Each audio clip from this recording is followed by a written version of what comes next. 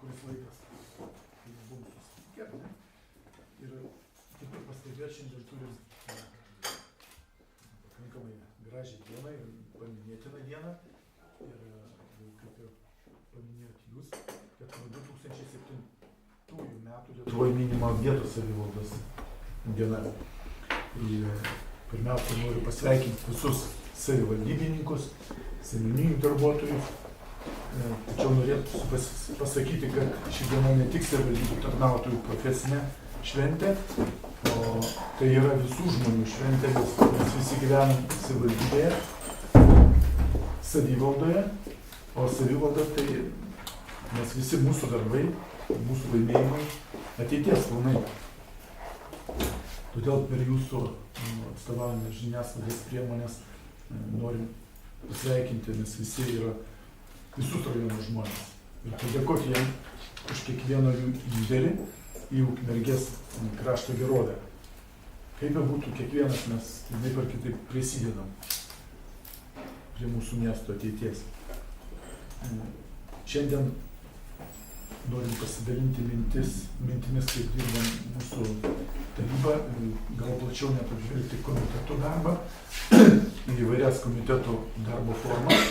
Todėl šiandien esam galbūt šiek tiek netradicinės sudėties, bet mums atrodo dar patraukliau, kaip keičiasi mūsų konferencijos stilius, sakykime, formatas.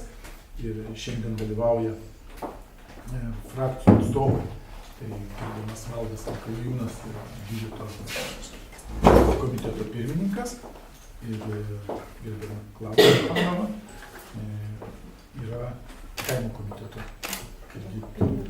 pirmininkės pavaduotoja. Tai aš ir pavaduotojas Rolandas Janickas. Be abejo, apžvelgę komitetų veiklą, pristatė keletą ūkinių klausimų aktualesnių.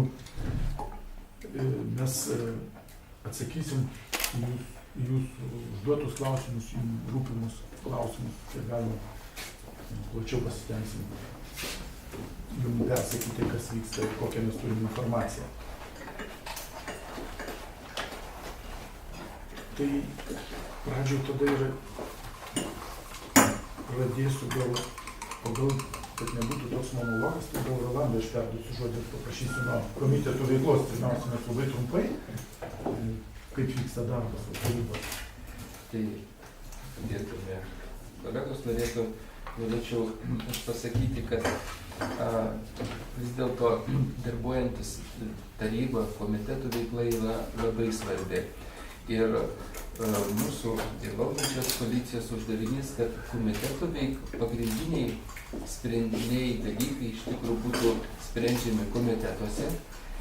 Ir dažniausiai mes matom, kad kartais vyksta ginčai pačios, reiškia, jau tarybos metu, bet tai būna, kartais tai užima daug laiko, bet neįsprendžia konkrečių problemų. Todėl mūsų pagrindinė kryptis, kad pagrindiniai strateginiai dalykai rajono, kuriuos mes turim planuotis ir priimti sprendimus, vyksta komitetuose, kurie paskiriami atskirai tai temai. Ir šie komitetai, reiškia, tokia kaip nauja tradicija yra išplėstiniai. Juose yra kartais dalyvauja keli komitetai, jeigu tai susikerta kelių komitetų yra veiklos zonos. Ir būtent čia sukviečiami visi specialistai, visos suinteresuotos pusės, kad mes priimtume geriausius sprendimus. Ir tuose komitetuose gimsta, reiškia, užduotis, nuorodos administracijai, užduotis netgi ir siūlymai tarybai. Tai manom, kad čia yra pats geriausias ir teisingiausias sprendimo kelias, todėl kartais, kaip mūsų priekaištauja ir sako, kad jūs, reiškia, į tarybos posėdį nesikviečiat kažkokio.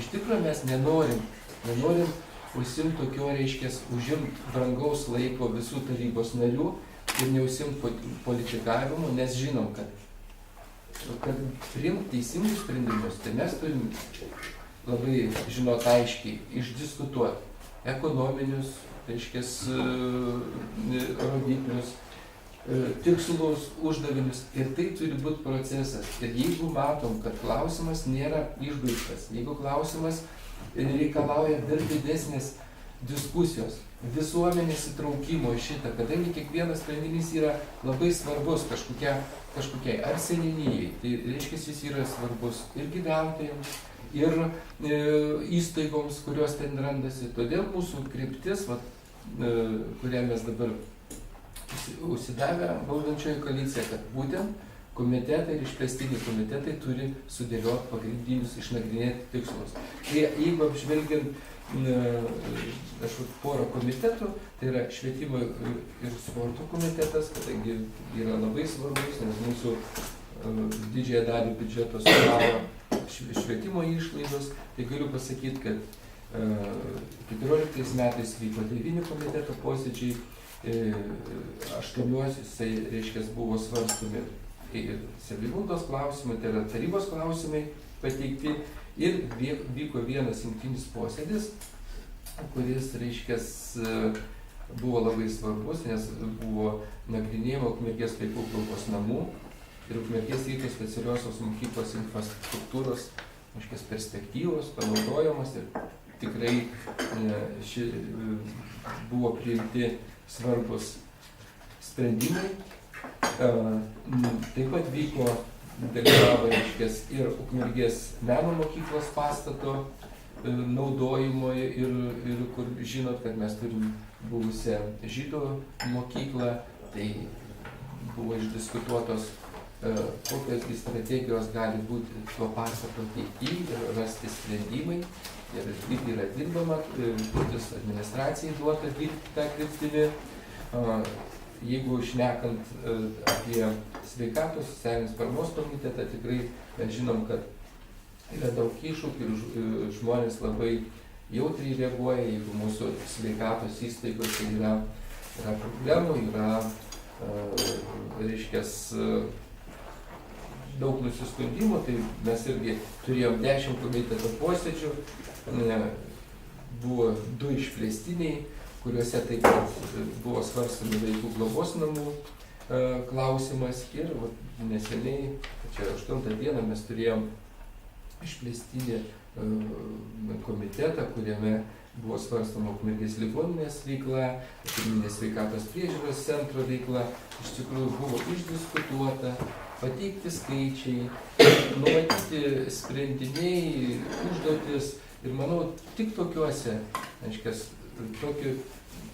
dirbant tokiam formate yra geriausiai priimami sprendimai, teisingiausi, ir išdiskutavus šios klausimus tikrai tarybos metu jau nebekyla tarybos narių, reiškia, klausimų, negaišinom brangaus laiko, ir tarybos veikla tikrai atrodo prieš gyventojus solidi ir tikrai neša naudą visam rajonui. Tai gal aš tiek apie porą komitetų. Aš irgi porą komitetų ir greitai skaičiais, tai būtų savivaldybės ūkio komitetas 14 metais, reiškia, turėjo 17 posėdžių. Kas įdomu, kad 9 iš jų, tai yra daugiau negu pusė, buvo nagrinėti specializuoti klausimai. Tai yra vyko išvažiuojami posėdžiai arba jungtiniai posėdžiai, kaip Rolandas paminėjo. Tai yra 8 buvo tik svarstomi tarybos klausimai, prieš tarybą vadinamą.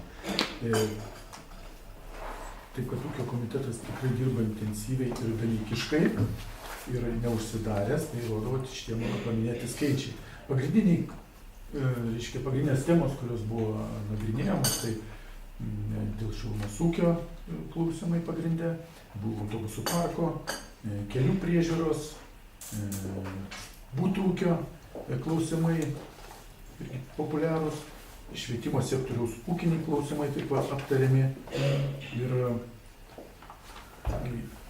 dabar paskutiniai, tai jau vyko išvažiuojami posėdžiai į labai Ukmergės šilumą, ir tokia maždaug ūkio komiteto veikla.